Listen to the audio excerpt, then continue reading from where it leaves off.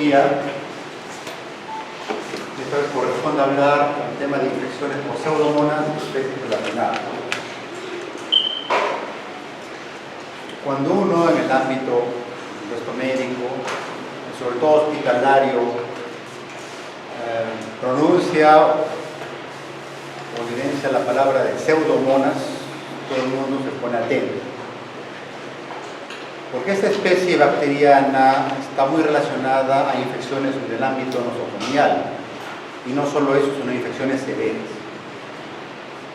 Esto sucede, de verdad, en una buena proporción de casos. Y es un dolor de cabeza el saber manejar correctamente ese tipo de infección. En la mayoría de casos es así. En otros no tanto, van a ver que puede tener o puede producir infecciones localizadas, ¿no? Que pueden ser mejor tratadas o tratadas, en todo caso, con mejor éxito. Sin embargo, en la mayoría de los casos, repito, hay mucha problemática para manejar este tipo de infección. ¿Ya? Pasaremos primeramente a hacer un repaso microbiológico y de las propiedades en realidad de este tipo de bacterias. Las pseudomonas pertenecen a la familia Pseudomonadiae. Son bacilos gram negativos, ¿no? Flagelados, encapsulados, y se consideran patógenos oportunistas, con una serie de propiedades que ahora vamos a detallar también. Poseen fibrias o filis, como están ustedes viendo acá. Son aerobios obligados, hidrófilos por naturaleza, les gusta la humedad, el agua, y se caracterizan también por tener pigmentos o producir pigmentos. Se adaptan rápidamente al medio ambiente, precisan de pocos requerimientos nutricionales, no forman esporas. Es común que entre ellas se produzcan plásmidos, lo que va a conferir propiedades de resistencia también a los antibióticos, ¿no? Y de hecho, la especie más importante es Pseudomonas aeruginosa. Repito, una de las principales causantes de infecciones nosocomiales.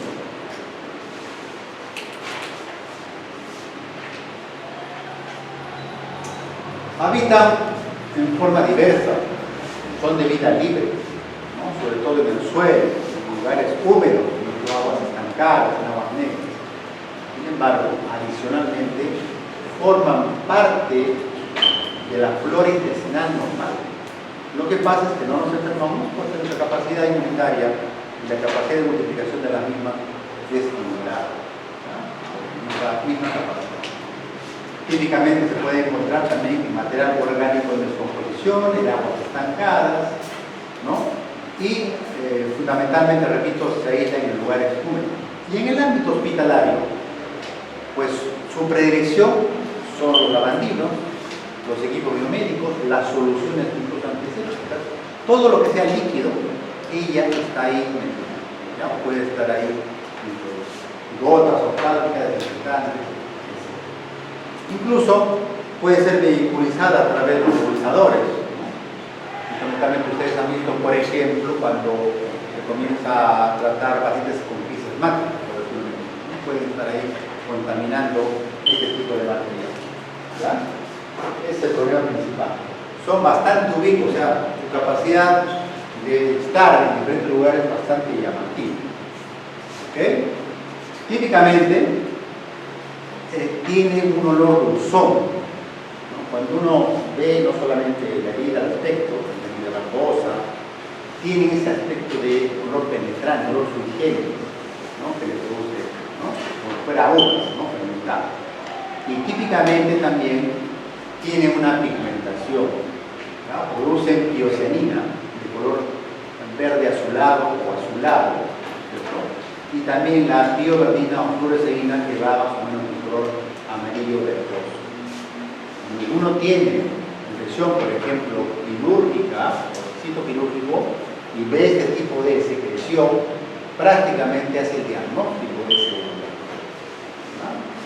Desde el punto de vista de crecimiento morfológico a nivel de las lisas o rugosas, gelatinoides, ¿no? De este tipo de color, compactas, de color crema, ¿no es cierto? Y sí tienen la propiedad de tener una hemólisis, ¿no? De tipo de... Son oxidasa positivas, y una característica muy importante es que no son fermentadores de carbohidratos, lo cual esta característica bioquímica la tipifica y ya se puede avanzar en la identificación en el ámbito microbiológico. Cuando ustedes crecen microorganismos no fermentadores de azúcares o de carbohidratos, puede ser que esto sea correspondiente a pseudomonas. Factores de patogenicidad y violencia hay múltiples. A la izquierda ustedes tienen una serie de elementos compuestos, ¿no?, que son propios de las pseudomonas y pueden conferir justamente este tipo de características. Razón por la cual hay que tener mucho cuidado cuando el individuo ya comienza a tener manifestaciones clínicas. Eso quiere decir que la virulencia del microorganismo está sobrepasando la capacidad defensiva y tiene diferentes formas de poder agredir a los organismos. Aparte de los pigmentos como la pioverdina, la biocenina, están otros como la enterotoxina, lecitinas, hemolicinas, colagenasas y una serie de elastasas y una serie de elementos denominados exotoxinas, ¿no?, además de la fosfolipasa C. Todos estos elementos en mayor o menor proporción confieren al microorganismo propiedad de patogenicidad, de producir enfermedad, no solo eso, de producir enfermedad severa. ¿Verdad?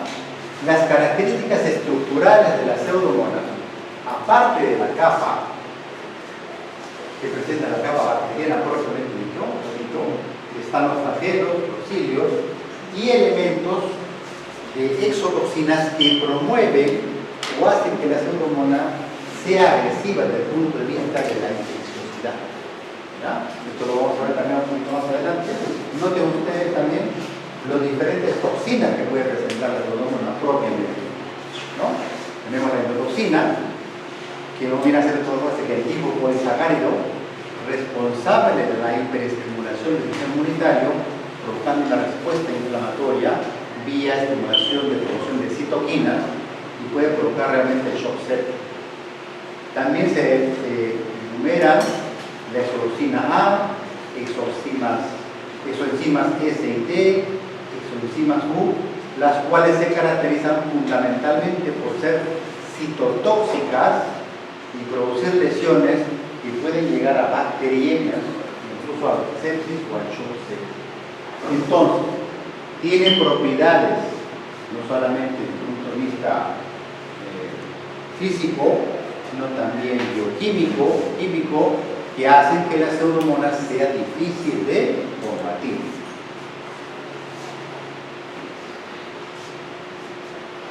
Pero no solo eso, es rápidamente adaptable. Hemos dicho que la pseudomonas puede alojarse o puede estar en varios sitios, eso es predisposición. Ella misma es y se puede estar en diferentes escenarios. Pero no solo eso, promueve modificaciones genéticas, rápidamente se adapta al medio interno y está ahí omnipresente, difícil de erradicar. ¿Ya? Tiene múltiples sistemas que hacen que estas pseudomonas puedan continuar en el lugar y multiplicarse. Número 2, se caracteriza también porque forman biopelículas.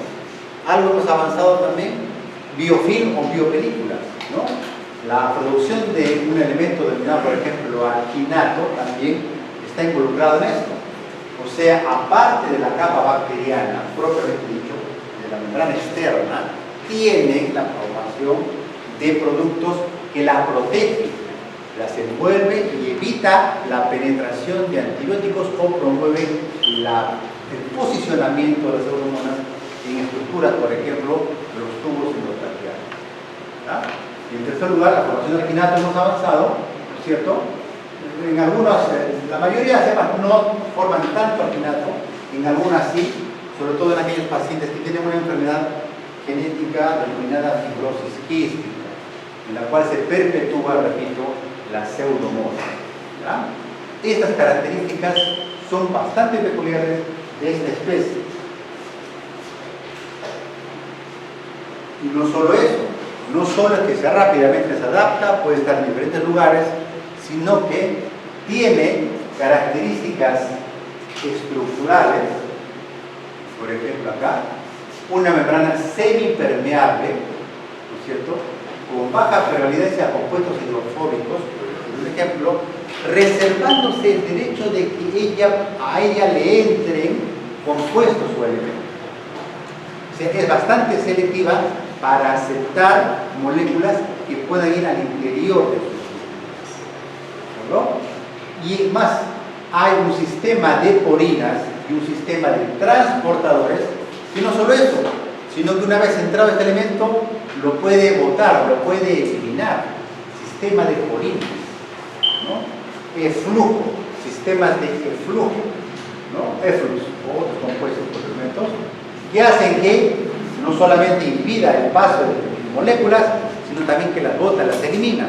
De ahí la dificultad que tenemos como para poder concentrar los antibióticos dentro de estas bacterias. ¿Ya? Hemos dicho entonces, mucha ubicuidad, fácil adaptación, ¿no? Capacidad de resistencia y una estructura que no permite el ingreso de cualquier molécula. ¿Ya? Por eso se protege la célula. ¿Sí? Bien. Es considerado un patógeno oportuno. Cualquiera de ustedes, por ejemplo yo, que tengo más años, si me hacen de repente algún tipo de hisopado por ahí, de repente soy portador de esta bacteria. Pero ¿qué sucede? Oportunista es porque se aprovecha de las condiciones de inmunodepresión de los huéspedes o hospederos para proliferar y producir la enfermedad. No todos los individuos tienen pseudomonas van a hacer la enfermedad, ¿no? Debido a la capacidad inmunitaria que uno posee. Pero otros, lamentablemente, no tienen tal capacidad, razón por la cual son presa fácil de las infecciones. ¿Ya? Sobre todo se da en aquellos pacientes inmunodeprimidos, que hemos dicho, en niños, en jóvenes. Esta enfermedad que afortunadamente en nuestra región, América, no es tan común como es la fibrosis quística, que sí lo es, por ejemplo, en otros lares, por ejemplo, países anglosajones, etc. ¿No? Pero vamos a encontrar diferentes formas de presentación de enfermedades. Pero la más temida, como ustedes se imaginarán, son las infecciones a nivel respiratorio. Eso vamos a ver también. Tratamiento difícil porque, como digo, se defiende y quiera que pueda adquirir rápidamente resistencia a los antibióticos. ¿Ya? Es muy sabida, tiene muchos elementos, tiene un armamento interno que la hace difícil de tratar, difícil de combatir. Ok. Ya hemos mencionado en personas inmunodeprimidas, personas que tienen grandes quemaduras, alteraciones metabólicas, lamentablemente, diabetes mellitus, ustedes saben, es bastante prevalente en nuestro país, pacientes con neoplasias malignas y pacientes que tienen instrumentación o cateterismo. Ya dicho ya, ¿no? Intubaciones, sondas vesicales, drenajes, etc. Ahí se mete se aprovecha, ¿no?, de este tipo de situaciones. ¿Ya? Sin embargo, pueden producir lesiones locales, de piel, oído, etc. Pero cuando se mete bien, pues se prolifera y ya no lo abandona el huésped y produce sepsis, incluso shock séptico. El paciente tiene un peor pronóstico. ¿Ya? Acuérdense de que es un patógeno oportunista. Y esta transmisión nosocomial, lamentablemente, es facilitada por nosotros, simple y llanamente por no cumplir y adherirnos a medidas de bioseguridad, como la elemental y lavado de manos. Esta pseudomonas está en los grifos, en las cañerías, ¿no? Está en los estetoscopios, ¿no? Está en nuestros mandiles. Ahí se mete la pseudomonas. Y nosotros podemos hacer transmisión cruzada. Vamos a un paciente, lo atendemos, no cumplimos las normas de bioseguridad y contaminamos a otro paciente. Si este paciente, el segundo, está con la inmunodepresión, pues puede volverse a una infección por la pseudomonas debido a que nosotros lo tratamos. Es más, se aprovecha de nosotros para poder propagarse de un paciente a otro.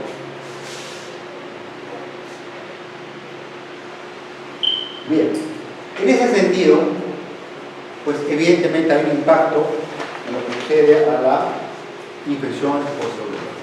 Y el impacto fundamentalmente en el nosocomial es la morbimortalidad que ella produce y lo difícil y lo costoso que es tratar este tipo de infección.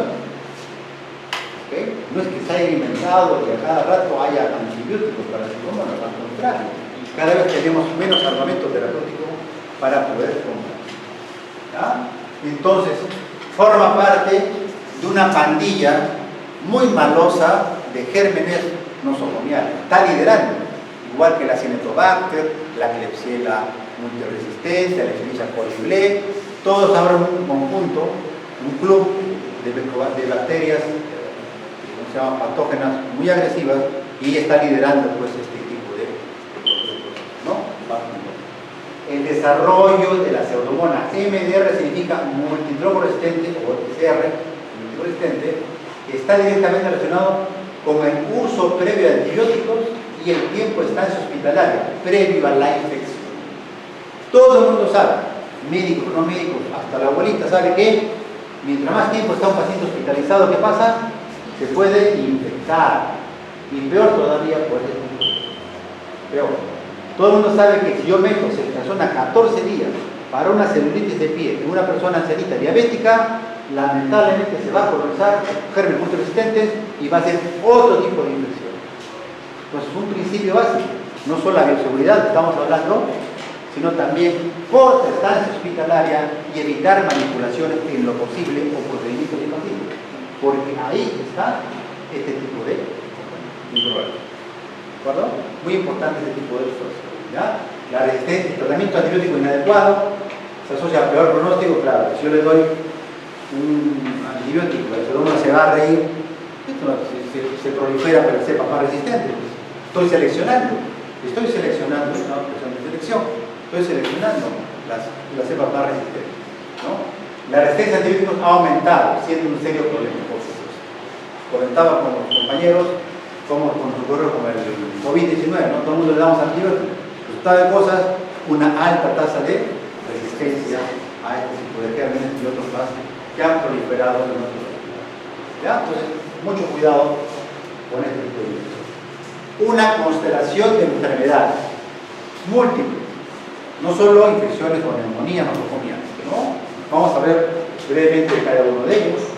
A la cabeza, fibrosis quística y bronquiectasias, infecciones de vías quirúrgicas y quemaduras, ectima gangrenoso, folicurítico, keratitis, neosalmitis, orquitis externa, sobre todo la maligna, infección en tracto urinario, neumonía, sobre todo nosocomiales, y cosas más raras como meningitis, osteomielitis, bacterias, endocarditis producidas por las pseudomonas, que pueden llegar, infecciones serias, sistémicas, a la sepsis o al shock sepsis.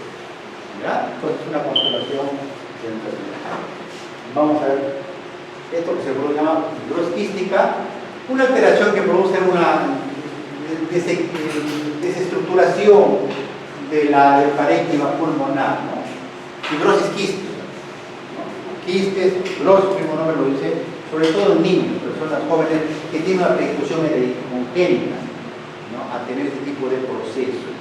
¿Y qué sucede? Las pseudomonas se ubican y tratan de estar permanentemente en este tipo de pacientes con fibrosis quística. ¿Ya? Es muy frecuente esa asociación pseudomonas-fibrosis quística, pero afortunadamente, repito, en nuestra región, en nuestro país, es rara esta enfermedad. ¿Ya? Hay una serie de alteraciones, como alteración en las mucosidades, ¿no es cierto? Capacidad para evadir la respuesta del organismo, no se produce la capacidad defensiva de las inmunoglobulinas, etcétera, etcétera. Por lo tanto, el paciente porta la pseudomonas, ¿no? Y de rato en rato se desequilibra esto y produce la enfermedad, todo productiva como fiebre, etcétera. fibrosis quística, sobre todo en personas menores, en jóvenes, de esa base, ¿ya? Repito esto porque lo van a ver ustedes en la revisión de los textos, está ahí fibrosis quística asociada, pero es raro. Como ustedes se podrán, existen varios antibióticos selectivos antipseudomonales, ¿ya? Puede ser ceftazidima, puede ser menopenem, omnipenem, aminoglicósidos como la mitacina, incluso quinolonas como la ciprofloxacina, en algunas circunstancias. ¿No? Que bueno fuera, darle tratamiento, fibrosis quística, lo que sucede es que estas infecciones en fibrosis quística, en aquellos pacientes, jovencitos sobre todo, se repiten, se recurren, son varias. Y por lo tanto, si yo le doy con todo en una infección, se va a volver mucho más difícil tratar en la segunda, tercera, cuarta, quinta infección que tenga a lo largo del tiempo. Razón por la cual, hoy por hoy, cuando existe fibrosis quística, hay demostración de infección, inflamatoria, tipo de infección, etc. Se prefiere, teóricamente estoy hablando porque no lo hacemos acá, tratamientos inhalatorios con antibióticos. Esa es la alternativa. ¿Ya? Sobre todo aminoglicósidos, como la tobramicina o la nitacina. ¿Tenemos estos dispositivos? No los tenemos. ¿Podemos adaptarlos a nuestros negociadores? Sí, pero no es lo mismo. De todas maneras, hay dosificación, todavía no se ha dicho la última palabra en la dosificación, en el tiempo de duración, pero podría ser una alternativa. Si ustedes van a Lima y están con un paciente jovencito con fibrosis quística infectada, le muestran que en el cultivo de frutos Pseudomonas aeruginosa, le van a dar seguramente un tratamiento inhalatorio y no sistémico, salvo que el paciente tenga criterio de sepsis o extension sepsis, ¿ya? Repito, una infección casi recurrente en la práctica debido a Pseudomonas en aquellos jóvenes con fibrosis quística. Infecciones por quemaduras y de infecciones por heridas quirúrgicas y de la Pseudomonas se aprovecha de la pérdida de la barrera cutánea y puede provocar serias lesiones que pueden llegar a ser muy difíciles de controlar si es que se logran controlar, ¿no? Es característico de grandes quemaduras y infecciones por Pseudomonas. No pregunten a los encargados que atienden este tipo de pacientes. Muy problemática es la infección por Pseudomonas en los pacientes quemados, grandes quemados sobre todo, ¿no?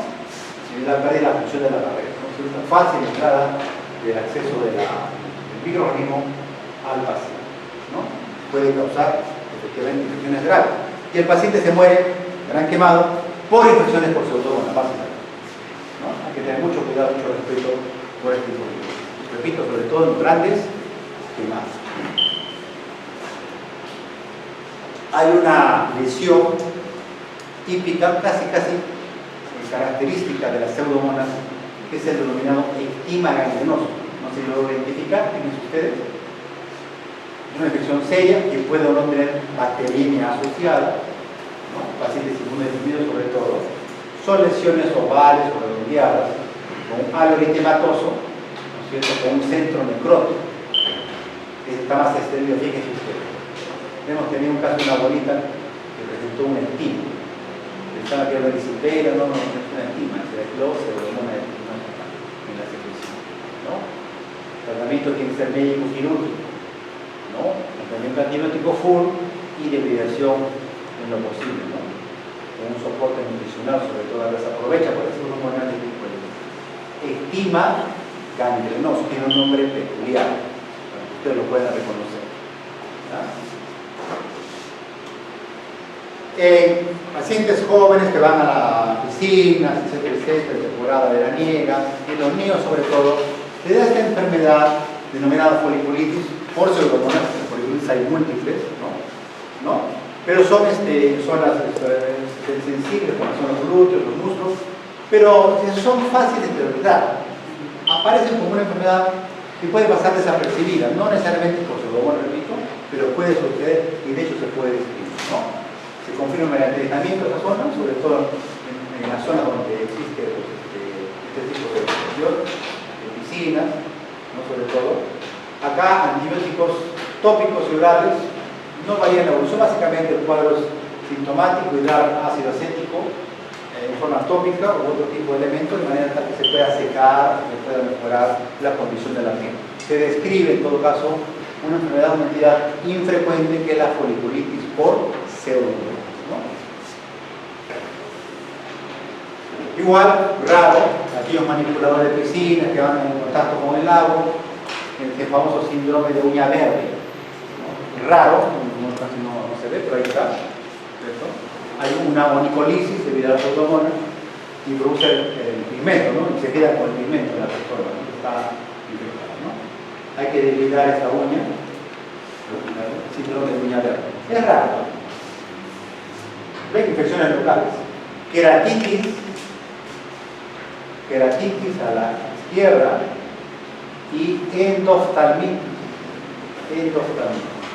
Obviamente se mete también la pseudomonas aquí a la zona ocular, produciendo lesiones ulcerativas o peor aún lesiones secretantes más profundas que pueden dar lugar a la pérdida de la visión y por el daño que se produce en las estructuras oculares justamente por este caso, ¿no? Puede llevar a la ceguera, infecciones que pueden propagarse en la zona craneal, ¿no? La zona de la cabeza, fundamentalmente, ¿no? La parte endoftalmitis. Entonces también se produce queratitis o endoftalmitis. El tratamiento es tratamiento sistémico, ¿no?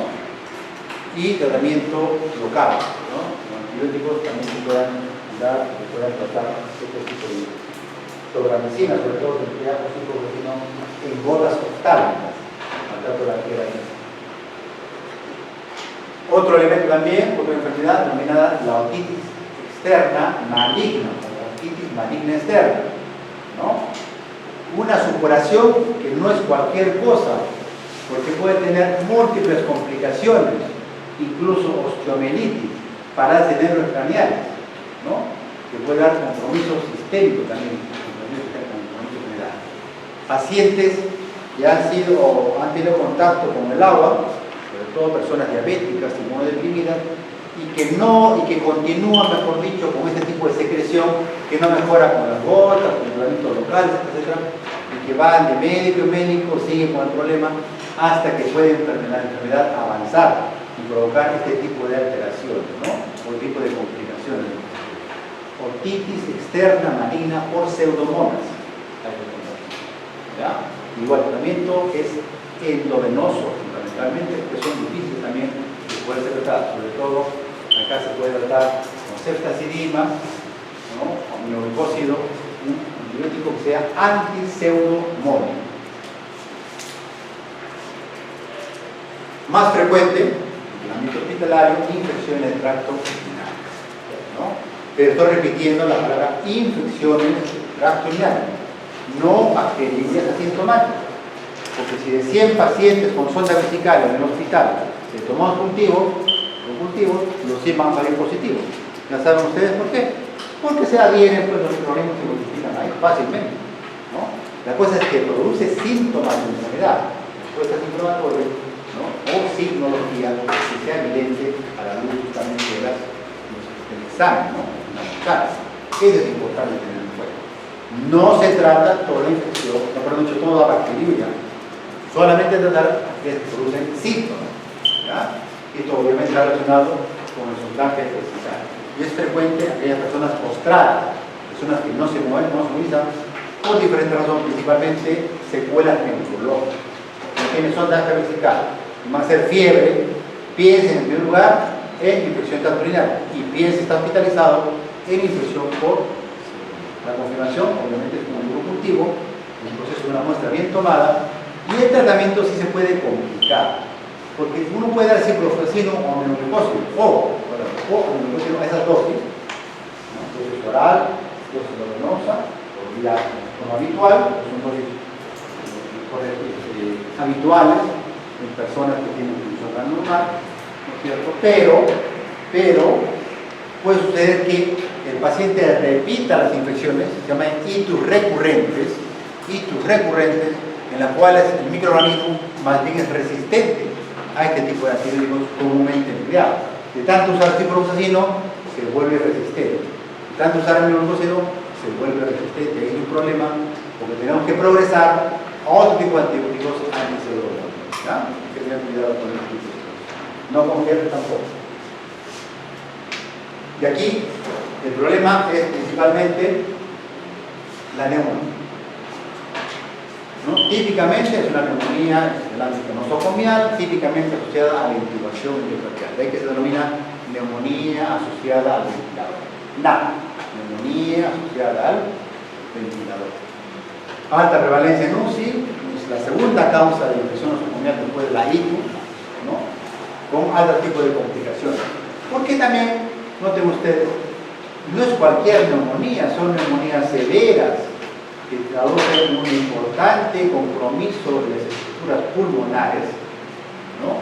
Que va a llevar al deterioro funcional de la persona, insuficiencia respiratoria, y se va a ver un círculo vicioso, ¿no? En el cual es la capacidad que tiene la pseudomonas para provocar daño a nivel tisular pulmonar es bastante importante, ¿no? Hay que reconocerlo, tomar debidamente los cultivos, porque el paciente tiene una alta probabilidad de mortalidad en las circunstancias. ¿Ya? Alta tasa de resistencia durante la terapia. Lamentablemente es así. No es que sea 100% efectivo un tratamiento antibiótico. Para pseudomonas es un porcentaje que vamos a tener en la cura clínica. Lamentablemente no hay un mundo ideal en el cual vamos a tener un 100% de éxito. ¿Por qué? Porque las condiciones del huésped no van a poder permitir ayudarlo lo suficiente. Básicamente, ¿verdad? La terapia muchas veces se prolonga por esta razón. Y aquí tienen ustedes un cuadro importante de los principales antibióticos endovenosos que se utilizan para infecciones serias por pseudomonas enocomiales. Específicamente estamos hablando de neumonías porque es nuestro problema principal, por ello en el ámbito hospitalario. Aquí está. Antibióticos beta-lactámicos, ciperacina tazobactam, ceftazidima, cefepime, imipenem y meropenem, beta-lactámicos, bien claro, con las dosis tope, con la dosis máxima. Yo detecto pseudomonas en un paciente que tiene una respuesta inflamatoria, que tengo un criterio de infección y aíslo pseudomonas, ¿no? Hay que darle con todo, ya hemos dicho ya, porque esta pseudomona está pues ahí, protegiéndose con diferentes elementos que hemos mencionado, y es difícil de combatir. ¿Ya? Hay que darle con todo. No es cualquier cosa para poder tratar de erradicar. Vamos a fracasar siempre en un porcentaje de pacientes. Hay que tratar de hacer lo mejor posible, nuestro mejor esfuerzo. Y les doy este cuadro, ¿no? Para que ustedes tomen en cuenta este cosas. Ojo, no está el ertapenem, no es antipseudomónico, puede ser una pregunta de examen. No está el ertapenem, ojo, acá está. Principalmente usamos, si el paciente está muy grave, usamos meropenem. Muy bien. Pero recuerden que la pseudomona promueve resistencia rápida. ¿Ya? Hay que darle fuerte. Cefepime puede ser, cefazidima puede ser. ¿Cómo podemos subsanar esto, reparar esto? Idealmente a la luz del estado del antibiograma. Nosotros conociendo lo que hemos mencionado anteriormente, que es la concentración inhibitoria mínima para determinar si un antibiótico le puede hacer a este tipo de gel, ¿no? Si es resistente, hay que rotar antibiótico y decir cuál es el gen más, cuál es el antibiótico mejor, de acuerdo a la susceptibilidad del microorganismo, para poder cambiar. ¿Ya? Que saben ustedes el producto. ¿Se combinan los beta-lactámicos? No se combina. No se combina. Si quiere una asociación, tiene que ser un beta-lactámico con un no beta-lactámico. Es un principio. Es un principio. Aminoglucósidos, amicacina, tornicina, gentamicina. Primero necesitamos amicacina. Gentamicina también puede ser utilizada. Pero recuerden que son antibióticos nefrotóxicos. Por eso la limitación. Tiene que ser cada por corto tiempo. Puede provocar daño renal y empeoramos también la condición. Y las fluoroquinolonas se habla de ciclo de cosas así. No tenga dosis alta. La dosis alta es cada 12, ustedes ya saben. Cada 8. ¿Por qué pseudomonas? ¿Por qué pseudomonas? ¿Por qué pseudomonas? Lamentablemente desde la dosis tope, la dosis máxima. Ojo, estoy hablando de dosis tope, ¿no? Pero hay que reducir la misma en todos estos casos por la función renal. Si el paciente tiene una enfermedad renal crónica o hace una falla renal aguda, lamentablemente estamos obligados a corregir la dosis, que significa a reducir la dosis. Yo quiero dar el doble, no se va a poder porque el riñoncito está afectado.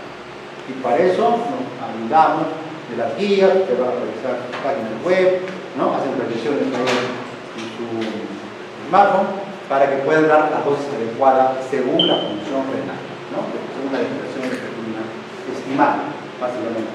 Este cuadro es importante para la salud de esa área, ¿ya? Se utiliza esto en el ámbito ambulatorio. Van a dar ustedes esto para un problema de épica, así más, externamente. Estos antibióticos son de uso hospitalario. En ese ámbito se utiliza. Excepcionalmente, si yo tengo un señor que tiene mucha experiencia desde el punto de vista económico, ¿no? Y yo pago un cuarto clínico, yo pago, doctor, yo le voy a pagar aquí en dólares, etcétera, etcétera. Es otra cosa. Pero eso será el 0.01%, ¿no? No lo paga. Esto es ámbito médico, hospitalario. Cuesta un montón de plata, no es así nomás, cuesta un montón de plata. ¿Verdad? Entonces, repito esta descripción para que ustedes puedan recordar la famosa neumonía por pseudomonas y en general shock séptico debido a pseudomonas aerógenas. Principalmente, repito, la neumonía nosotros. Mayor razón itus, complicadas, con mayor proporción, infecciones quirúrgicas complicadas por infección por pseudomonas. Son tres escenarios fundamentales. Excepcionalmente, bacteremias relacionadas a catéteres por pseudomonas. Son excepcionales. Ustedes deben saber que sobre todo los gram positivos están metidos en infecciones por catéteres, ¿no? Ustedes han revisado esa parte. No esa parte, no por neumonía. Es excepcional el tipo de aislamiento. Ahora, hay pseudomonas que están en el ámbito ambulatorio, son comunitarias, no están por ahí, de rato en rato infectan a la persona y esas pseudomonas no desaparecieron. No tenía factores de riesgo el paciente, ¿qué pasó? No están ahí. De rato en rato aparecen estas pseudomonas que se denominan salvajes, ¿no? Salvajes porque andan las 11 locas infectando ahí. Nadie sabe cómo llegaron. Lo infrecuente es que estas pseudomonas llamadas salvajes, o formas salvajes, son multisensibles, ¿no? Como no han tenido exposición, no han tenido oportunidad, bueno, puede ser cualquier cosa también, son multisensibles, a diferencia de la mayoría, y lo típico que son resistentes, ¿no?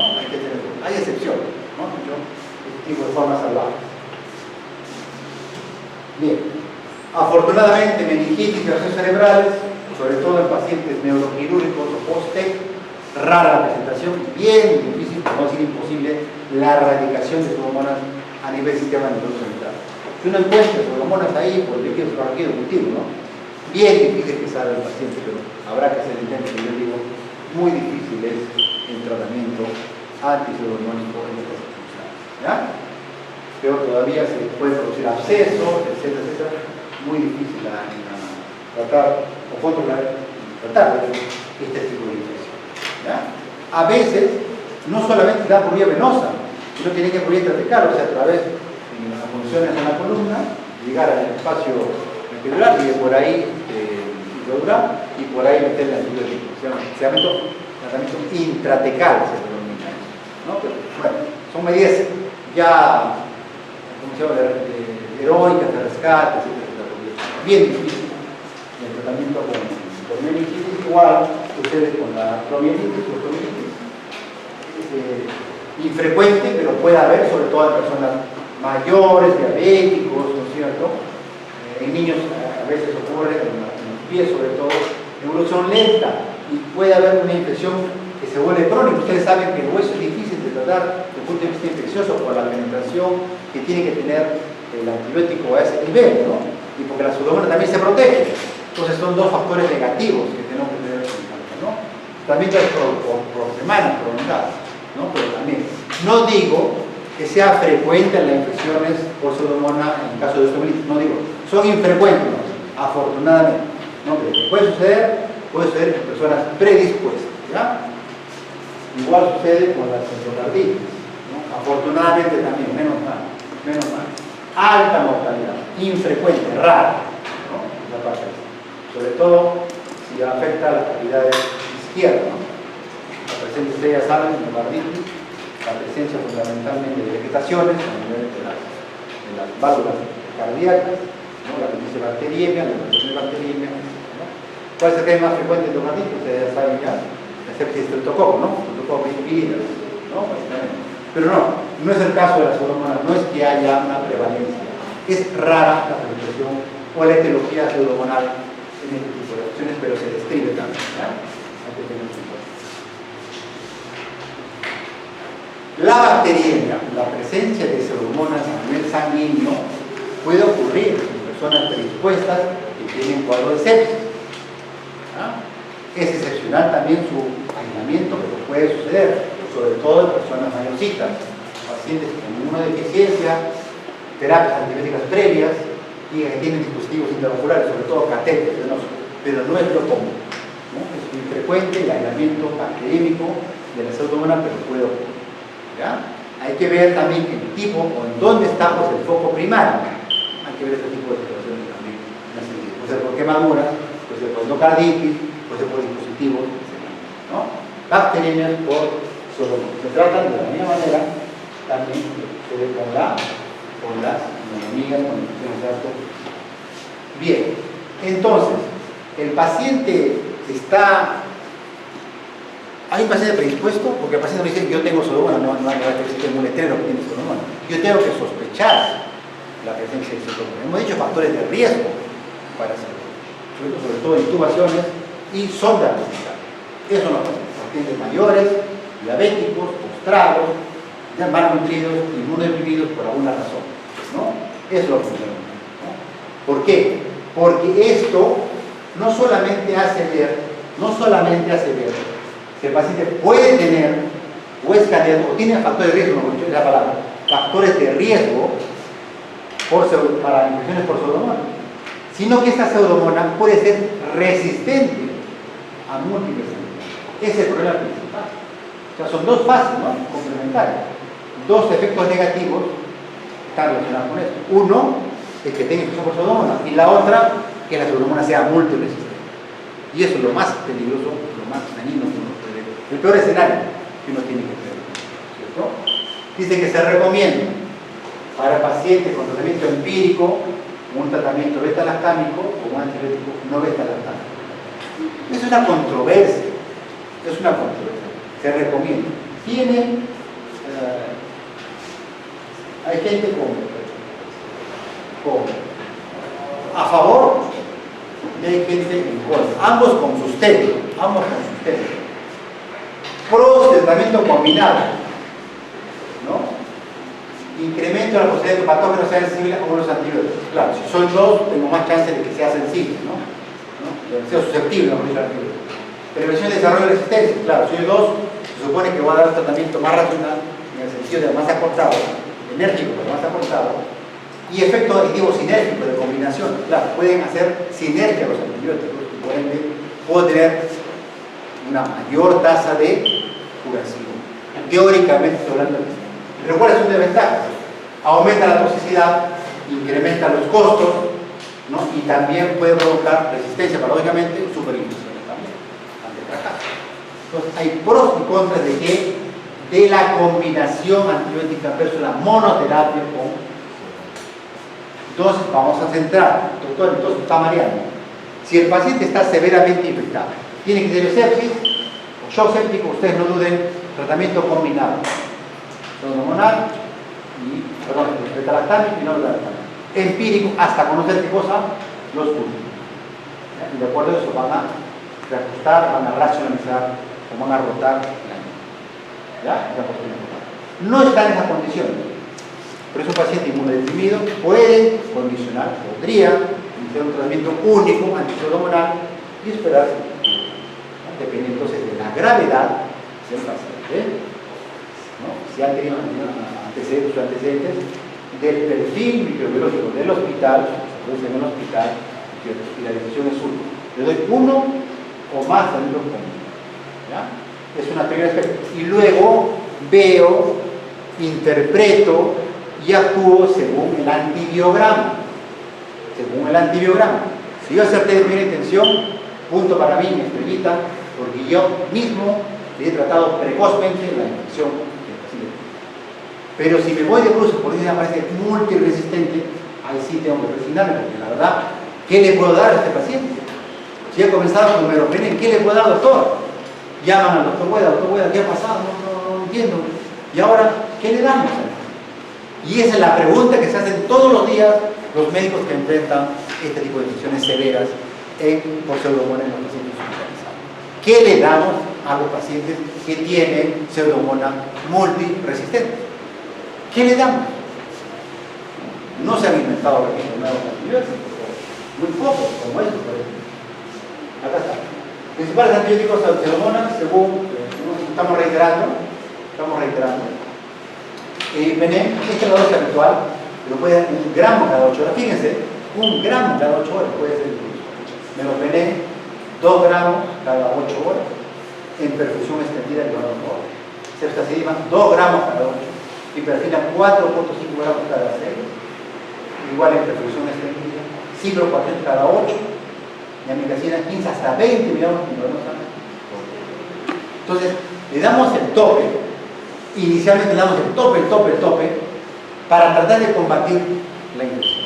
El tope, esa es nuestra primera estrategia. Damos al tope. Estamos hablando de infecciones severas, ¿no? Hablamos de infecciones severas. Esa es la idea principal. ¿Ya? Y en caso de resistencia, podemos tener dos estrategias. ¿No? Combinación de antibióticos tradicionales o nuevos antibióticos. ¿Cuáles son los antibióticos tradicionales? Meropenem, el doctor es resistente, in vitro, pero ¿qué hacemos con esto? Tenemos que darle algo, ¿no? Meropenem más amikacina, nebulizada, endovenosa o nebulizada, más colistina, la colistina, polimesina antigua, que cada vez se ha usado más en estos últimos años debido fundamentalmente al fenómeno de resistencia. Colistimetato o colistina. Son primos hermanos, no es lo mismo, pero ya, estamos ahí. Dosis de carga, si usted de colistina, 3 miligramos, y luego 100 a 150 miligramos. O asociadamente inhalado. Entonces acá hay variantes, 4 o 5 variantes. Meropenem, canamica, o merocolistina, ¿no? Nunca amikacina sola, jamás. Con vía endovenosa o alternativamente en forma inhalada. Primera estrategia. Asocio antibióticos, ¿no? Pero siempre vamos con carbapenémicos, colistina y o amikacina. Primera, estoy hablando de no solo infecciones severas por pseudomonas, sino infecciones por pseudomonas multiresistentes. ¿Ya? Primera estrategia. La segunda estrategia, usar nuevos antibióticos. Y afortunadamente lo tenemos acá en Perú, esta segunda. Pues ceftolozano tazobactam o ceftazidima abilactam. Ellos sí lo tenemos, 2.5 gramos cada 8 horas. En perfusión extendida por 2 horas. Este medicamento, Cevicefta, lo tenemos en Perú, lo hemos usado excepcionalmente, tenemos un poquito de experiencia, incluso en Tacna, para pacientes con neumonía, post-COVID, que hicieron una serie, una neumonía, por dicho, severa, y se encontró pseudomonas multiresistente. ¿Por qué multiresistente? Porque nosotros dimos antibióticos a paso y no pensamos en la consecuencia. Eso es el problema principal, la consecuencia que tenemos. Entonces, esa otra. El problema es el costo. Cada ampolla estaba alrededor de 1.000 soles, cada frasco de ese estabilizador. Imagínense, son 3.000 soles diarios. 7 días mínimo son 20.000 soles. Un antibiótico, no estoy hablando de nada. No tengo ustedes los carros, ¿ya? Algunos pacientes se salvan, yo creo que va a 50-50. ¿Por qué? Pues son infecciones múltiples. ¿Ya? Entonces, ver el contexto, ver la severidad, ver el paciente. En primer lugar, darle control. Si tienen ustedes severidad, combinado. Si no hay severidad, ve el antibiótico, ¿no? ¿Es resistente o no es sensible? Si es sensible, continuar evidentemente y ver la respuesta. Se llama cura clínica. Está mejor, está sintomático, está sin fiebre, no hay leucocitosis, PCR baja, ya, cura clínica. ¿De acuerdo? Hasta ahí, y paramos. ahí también te puede ayudar la fluoxetina. Paramos, ¿ya? Paramos, tranquilo. Pero la otra cosa es multiresistente, dolor de cabeza, lo llamamos a doctor Weda, interconsulta, nos ponemos de acuerdo, porque nadie está oyendo la verdad, ¿no? Los infectólogos, como yo nos pueden orientar, ya, en un ámbito ya a nivel avanzado, para que podamos tratar este tipo de infecciones severas, por gérmenes múltiples. ¿Ya? Ideal. Idealmente esto, pero idealmente, no hay posibilidad. No lo tenemos, por ejemplo, en el territorio nacional, los hospitales públicos, no lo tenemos. ¿No? Lo tenemos muy restringido, en algunas circunstancias, con trámites burocráticos, bueno, cualquier cosa, pero no es que sea, dame ese estado, toma. No lo tenemos a la mano, la verdad. Echamos mano a la voluntad, al sacrificio de los familiares que pueden tener este tipo de ambiente, ¿no? Acá están las propiedades, un anexo, las propiedades de personas no son cierta vida, ¿no? Se da sobre todo por infecciones intraabdominales complicadas, ictus complicadas, neumonía nosocomial, incluyendo la sociedad de la mecánica, ¿no? Infecciones por grandes antigos aerobios en pacientes con opciones de tratamiento limitadas. Estamos hablando de muchos acá, fíjense acá, no solamente para pseudomonas, sino para Pseudomonas, Acinetobacter, ahí está, bacilos grandes nativos no fermentadores, pero contra eso está este tipo de antibióticos, ¿no? Bien. Evidentemente, lo más importante es la prevención, ¿no? Básicamente, prevenir la contaminación de equipos estériles, sobre todo equipos de terapia respiratoria de diálisis, acortar los días de permanencia de los dispositivos invasivos, evitar contaminaciones cruzadas, adherirse a protocolos de bioseguridad y protocolos de aislamiento. Yo tengo pseudomonas acá, tengo que aislar a estos pacientes de los demás. No tengo aislamiento, no estar con un paciente que no tiene, un paciente con infarto viene y del otro lado está la infección, no da, tiene que separarse. Eso es terapia de anticipación, ¿no? Para una medida de anticipación para evitar infecciones cruzadas, vuelvo a decir, ¿no? Es muy importante. Finalizamos con los primos hermanos, segundos hermanos, tienen enfermedades muy parecidas, o sea, las enfermedades son muy parecidas. Pseudomonas cútida, Pseudomonas fluorescens. Igual, son comunes, son de la pandilla, la misma característica de los pseudomonas, ¿ya? Solo que excepcionalmente se aislan con ese apellido en nuestro cultivo, ¿no? Cútida y fluorescens, ¿no? Sobre todo infecciones respiratorias, relacionadas a catéteres, tanto tipo de infección. La misma propiedad, básicamente, ¿no? Esta es una ensalada, ¿cómo se pronuncia? Es más difícil. Estenotropomonas, con ese siempre al final. Maltophilia. Difícil de pronunciar. Estenotropomonas, simplemente ese no vale. Ese le pongo maltophilia, pero no voy a poner estenotropomonas. ¿Ya? Patógeno oportunista, primo hermano de la pseudomonas. Igual, múltiple, igual, hábitat acuático sobre todo, factores de humedad, suelos, plantas, igual, tiene fibras, tiene micropelículas, no produce beta-lactamases, igualito, tiene las mismas mañoserías de la pseudomonas, igualito, ¿no? La mayoría de estas infecciones ocurren por usar antibióticos de muy amplio espectro, como las cefalosporinas, los caramenetos que erradican la flora normal, ¿no? Prácticamente son resistentes a múltiples antibióticos. Se encuentran más comúnmente en el tracto respiratorio, ventilados. Eso no quiere decir necesariamente que produce la infección o estar colonizados o no. La cosa es que se aíslan. Y ante la duda, no, todo esto puede ser colonizado, puede ser infectado. Ante la duda, tengo que tratar la Stenotropomona maltophilia. Iguales características. Resistencia intrínseca a múltiples antibióticos. Siguen si tienen Stenotropomona porque es bien difícil de erradicar, ¿cierto?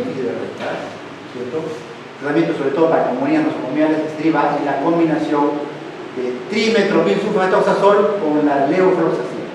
Esta es la combinación preferida. A esta dosis, ¿no? Idealmente, el trimetromilsulfonmetosazol es una sulfa, trimetromilsulfonmetosazol sus siglas, o también llamado cotrimosazol, ¿ya? Pero idealmente por vía venosa, porque la vía oral se consigue fácilmente, el problema es la vía endovenosa, que es rara de poder tener, pero bueno, es situación secundaria, ¿no? Acá están las dosis que ustedes tienen, la apoyo en el 160 de trimestopin y 200 de sulfa, ¿no? Habitualmente 15 miligramos por kilo de por vía endovenosa preferente. Y leofloxacina, preferentemente 750 cada 24, ¿no? Básicamente. Entonces, es un germen infrecuente, ¿sí? De resistencia, ¿sí? Y tiene que ser tratado con dificultad, sí, con esta combinación sugerida como primera intención. Cotrimosazol más leofloxacina, ¿ya? De primera intención. Alta resistencia a múltiples antibióticos de por sí. Y peor aún, tenemos ahora otros géneros como la burkholderia, Cepacia, Maguey, Pseudomaguey, etc. ¿No? Burkholderia, también prima hermana, más alejada, de la Pseudomonas. Es infrecuente en general, ¿verdad? Infrecuente. De rato en rato se aíslan este tipo de epidemias. No son raros. Burkholderia cepacia, colonizador de la vía aérea, una terapia antibiótica, y puede ser una causa infrecuente de neumonía nosotros, ¿ya? Igual, múltiples factores de virulencia y gérmenes, organismos inmunocomprometidos, ¿cierto? Tratamiento, trimetromilsulfonmetosazol, meropenem y doxiciclina, ¿no? Pueden ser únicos o combinados, muy utilizados como agentes de primera línea. Pero es raro la expresión de eso. Burkholderia cepacia, para mí es difícil de pronunciar. Pseudomaguey, también raro, yo que yo sepa, tengo varios años no he encontrado este tipo de Burkholderia pseudomaguey. Es causante de la melioidosis, ¿no? Restringido al ácido, en ciertas zonas del ácido, no tenemos acá esta enfermedad, ¿no? Puede provocar diferentes formas infecciosas, bacteriémicas en todo caso, en pacientes predispuestos como son los diabéticos. No tenemos este tipo de gérmenes acá en nuestro produce esta melioidosis que vendría a ser una neumonía. Número 1, también puede producir linfangitis con linfadenopatía local o también puede producir infecciones pulmonares crónicas. Estas tres formas de presentación produce este microorganismo. Burkholderia pseudomaguey, infrecuente también, ¿no? Pero su nombre, el aislamiento en una neumonía tiene un nombre propio, ¿no? En la mieloidosis. Y finalmente, la Burkholderia maguey también no es de nuestra región, no es una enfermedad, claro, que puede estar en Sudamérica, pero no es de nuestra región, y es una enfermedad de los equinos, principalmente. Se produce el muérdago, una enfermedad con una afección respiratoria, fundamentalmente en pacientes, en personas que tienen riesgo laboral, que son justamente los criadores de caballos, provocando una neumonía. También existe una forma septicémica también que puede llegar al shock, ¿no? Igual puede ser meropenem, puede ser sulfa, cotrimosazol, también se ha descrito que la citromicina, idealmente endovenosa, puede servir también. Estos microorganismos, excepto la estentrofumona, que sí la vemos en nuestro medio, hay que tener mucho cuidado con eso, ¿no? Son muy infrecuentes, son raros, prácticamente no lo vemos acá, pero se describen como especies relacionadas a la célula. ¿Ya? Entonces, si me han entendido, mucho ojo con el aislamiento de hormonas en nuestro hospital, ¿no? Y tener racionalidad para tratar las familias, ¿no? No es cualquier cosa, hay que tener mucho cuidado. No se confíen, está en personas predispuestas y pueden evolucionar desfavorablemente. ¿Ok? Si tuvieran una pregunta que hacer o un comentario.